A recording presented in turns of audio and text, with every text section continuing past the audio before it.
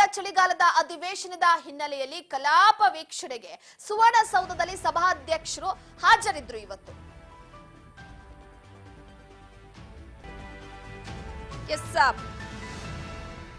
ಒಂದು ಕಡೆ ನಾಳೆಯಿಂದ ಚಳಿಗಾಲದ ಅಧಿವೇಶನ ನಡೀತಾ ಇದೆ.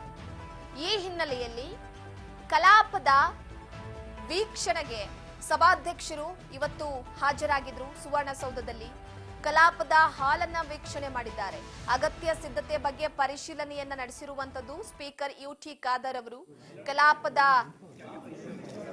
ಹಾಲ್ ವೀಕ್ಷಣೆಯ ಬಳಿಕ ಸುದ್ದಿಗೋಷ್ಠಿ ನಡೆಸಿ ಮಾಹಿತಿಯನ್ನ ಕೊಟ್ಟಿದ್ದಾರೆ.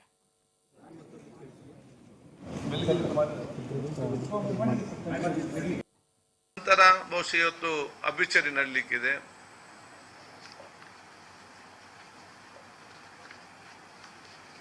ತದನಂತರ ಕಾರ್ಯಕಲಾಪಗಳು ಅದು ಬಹುಶಃ ನಾವು ಕ್ವಶನ್ ಅವರ್, ಈ ಮಧ್ಯದಲ್ಲಿ ಮಧ್ಯಾಹ್ನ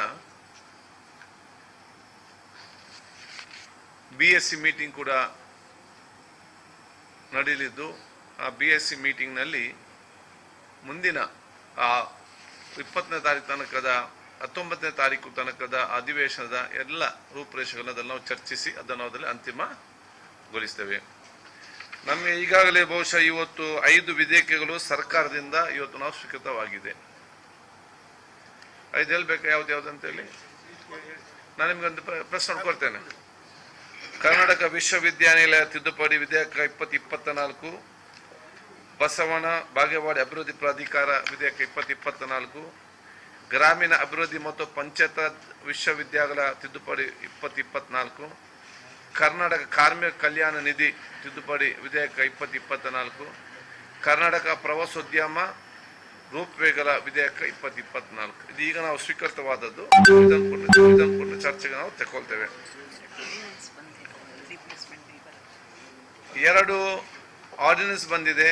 ಅದನ್ನು ಬಹುಶಃ ರಿಪ್ಲೇಸ್ ಬಿಲ್ ಆಗಿ ನಾವು ಇವತ್ತು ತರ್ತಾ ಇದ್ದೇವೆ. ಅದು ಒಂದು ಬೃಹತ್ ಬೆಂಗಳೂರು ಮಹಾನಗರ ಪಾಲಿಕೆ ತಿದ್ದುಪಡಿ ಅಧ್ಯಾದೇಶ 2024, ಕರ್ನಾಟಕ ಸರಕು ಮತ್ತು ಸೇವೆಗಳ ತೆರಿಗೆ ತಿದ್ದುಪಡಿ ಅಧ್ಯಾದೇಶ 2024. ಬಹುಶಃ ಇವತ್ತು ನಮ್ಮ ನಿಯಮ ಮತ್ತು ಕಾನೂನಿಗೆ ಒಳಪಟ್ಟಂತೆ ಖಾಸಗಿ ಬಿಲ್ ತರುವಂತ ಅವಕಾಶ ಕೂಡ ಇವತ್ತು ನಮ್ಮ ಸದಸ್ಯರುಗಳಿಗಿದೆ. 3 ಸದಸ್ಯರು ಒಂದು ಕಡೆ ಈಗಾಗಲೇ ಯುಟಿ ಖಾದರ್ ಅವರು ಸಭಾಧ್ಯಕ್ಷರು ಸುವರ್ಣಸೌಧದಲ್ಲಿ ಜರುಗುವಂತಹ ಚಳಿಗಾಲದ ಅಧಿವೇಶನದ ವಿಚಾರವಾಗಿ ಸುವರ್ಣಸೌಧದಲ್ಲಿ ಯಾವ ರೀತಿ ಅಗತ್ಯತೆ ಬೇಕು, ಎಲ್ಲ ಸಿದ್ಧತೆ ಹೇಗಿದೆ ಅನ್ನುವಂಥದ್ದನ್ನ ಇವತ್ತು ವೀಕ್ಷಣೆ ಮಾಡಿದ್ದಾರೆ.